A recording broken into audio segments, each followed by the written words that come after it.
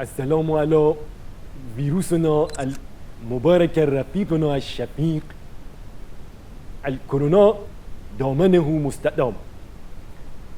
این بار طبق معمول بنده قصد پرت و پلا گفتن ندارم، فقط میخوام بگم که این ویروس کرونا همونطور که قبلا هم گفته بودم زیاد مسئله جدی نیست. شما این کرونا رو بذار در کنار 11 سال حاکمیت امام و 30 سال حاکمیت بنده، میبینی که کرونا اصلا مال این صحبت ها نیست و باید بره جلو بوق بزنه.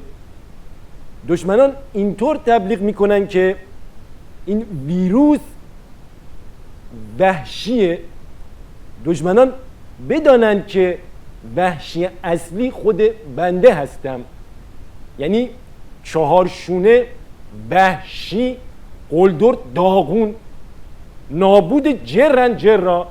یعنی میخوام بگم که کرونا و ولایت در کنار هم یه ترکیبی پرروی هیولاست که نتیجهش میشه همین طغیانی که میبینید.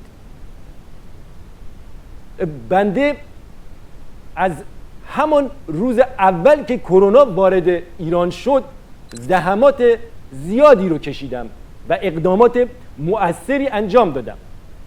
از جمله جسم ناقصم رو سوراخ کردم، از بس که زرت به خودم فایزرت زدم. از اون طرف ورود واکسن کرونا رو برای شما ممنوع کردم، در ادامه به خودم واکسن زدم و به شما تیر زدم. این یعنی عدالت ولایی.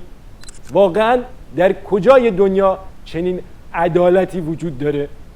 در پایان از بنیانگذار تمامی بیماری های همهگیر یعنی امام راحل میخوام که به واسطه این رئیس جمهور گاگولمون کرونا را برای ما و ما را برای کرونا حفظ بفرماید. و السلام علیکم و طیب الله کل کوویداتکم.